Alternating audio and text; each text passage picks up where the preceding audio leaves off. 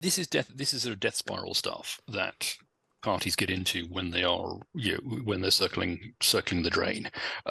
You get into purity tests, and it's quite interesting. Looking at that list, and this is a draft letter that's being proposed as to why you should get rid of these people. It doesn't give any reasons. It doesn't, there's no sort of because they voted for the wrong thing, because they hold the wrong policy. A lot of it is, I think, what you young people, Patrick, call vibes.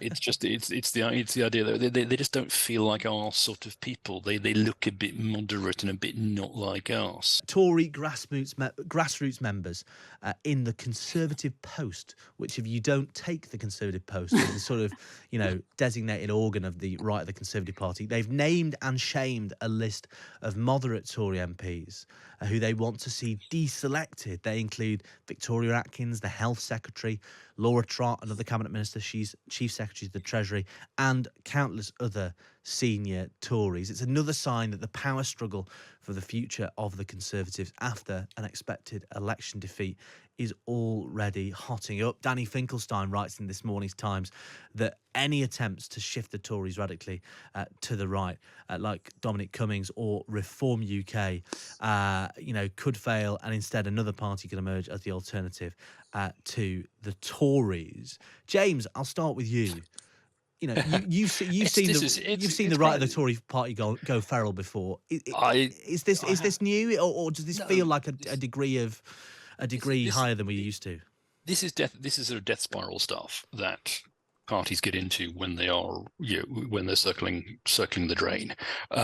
You get into purity tests, and it's quite interesting. Looking at that list. And this is a draft letter that's being proposed as to why you should get rid of these people. It doesn't give any reasons. It doesn't, there's no sort of because they voted for the wrong thing, because they hold the wrong policy. A lot of it is, I think, what you young people, Patrick, call vibes. It's the idea that they just don't feel like our sort of people. They look a bit moderate and a bit not like us, and so we've got to get rid of them. I thought, yeah. So, this is familiar. This is what parties do when they are losing. I know after they've lost. I know Danny's making that appeal for moderate tourism in the paper this morning.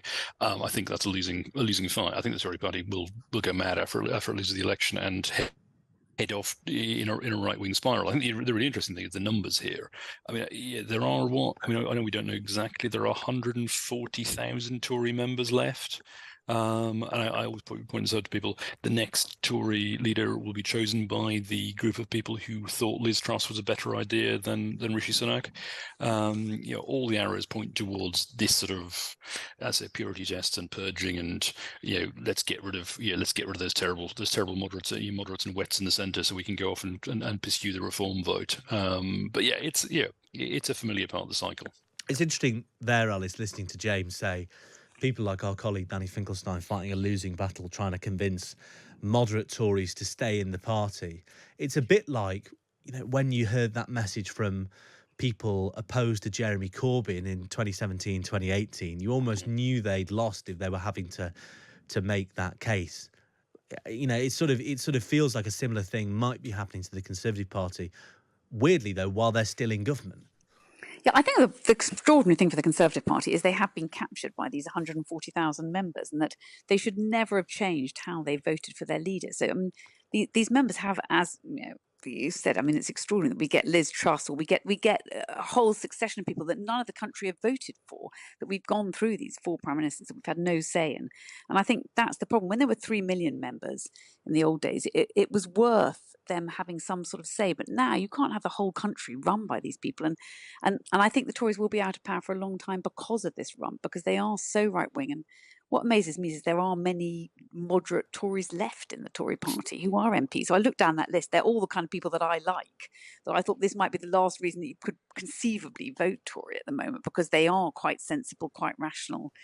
They're not too political. They want to get stuff done. People like Tobias Ellwood or Alicia Kearns or Victoria Aikens. They're all sensible, straightforward people. And so you think, God, if we're trying to get rid of them. On the other hand, I think what will happen after the election, if the Tories loses, they will, you'll have 2 candidates. And I think, the more right-wing candidate will get it, because it will go to the membership, and they are much, much more right-wing than the rest of the country or their own party. Do you agree with that, James? Because I know you crunched the numbers on incoming Labour candidates. Yeah. Do you think that's necessarily going to be true of the Conservative Party after the next election, that those MPs who are left, those candidates who've come in, obviously they will select the final two candidates to put before those members, but is it necessarily a given that a candidate of the right will make it through to the final two?